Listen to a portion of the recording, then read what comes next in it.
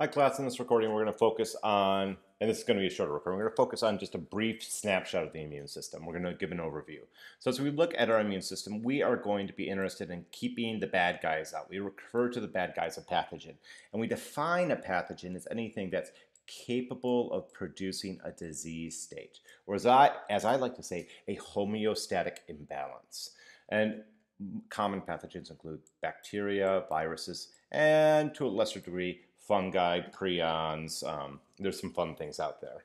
Now, as we look at our immune system, it has three lines of defense to protect our bodies from invasion by these pathogens. We have our first, second, and third lines of defense. First line of defense is this skin, that epidermis, and then the mucous membranes that line the tubes on the inside of our bodies. Our second line of defense is known as the innate defense mechanism. And these innate defense mechanisms are in place so that they can just broadly destroy anything they find in our body that doesn't belong in our body. And then the third line of defense is our adaptive immune system. This is the targeted defense system that's going to seek out and destroy very specific pathogens that have gotten into our bodies. And as we look at this third line of defense, this is how we have our immune memory. This is what allows for us to respond to an identical infection much quicker the next time we're exposed to it.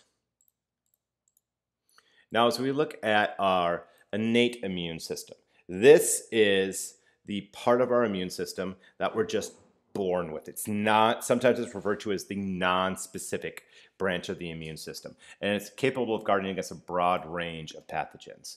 So we can't remember, we don't have the ability to rapidly respond to previous exposures with our innate immune system. But as we look at our innate immune system, it's nice because we have some broad mechanisms at play that are just going to remove pathogens that have gotten into our bodies. We have protective proteins, we have protective cells, and we have protective processes.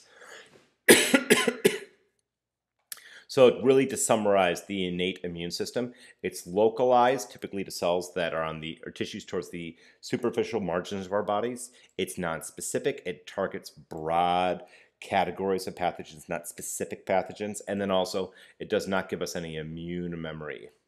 And that can be contrasted with the adaptive immune system.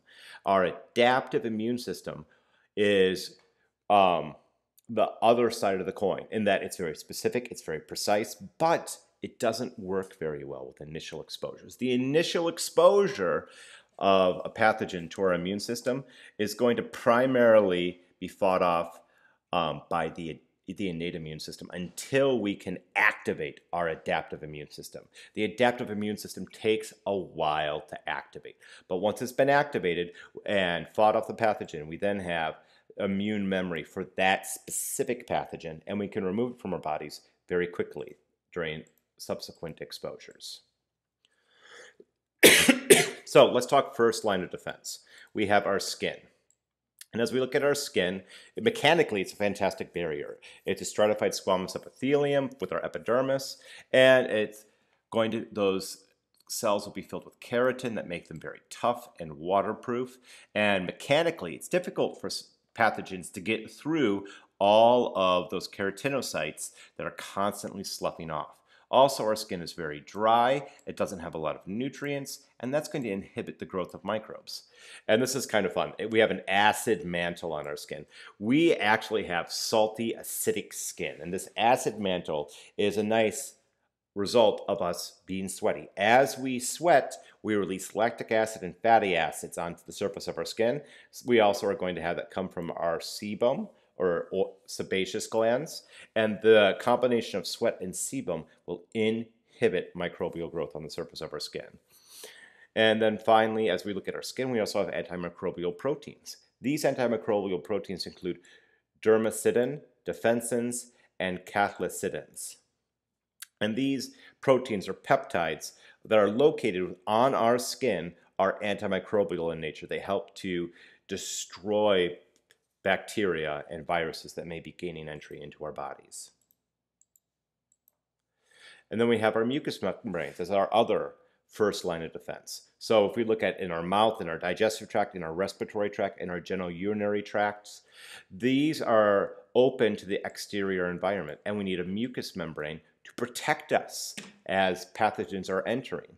That mucus will physically trap the microbes so that they can be destroyed, and then we can expose those microbes to a fun enzyme called a lysozyme, which is a very specific enzyme designed to lyse or destroy bacteria by perforating the cell walls of the bacteria. And if we punch a bunch of holes into the cell wall of the bacteria can no longer maintain fluid balance, and it typically is going to have water rush in, causing it to swell up and lyse or burst.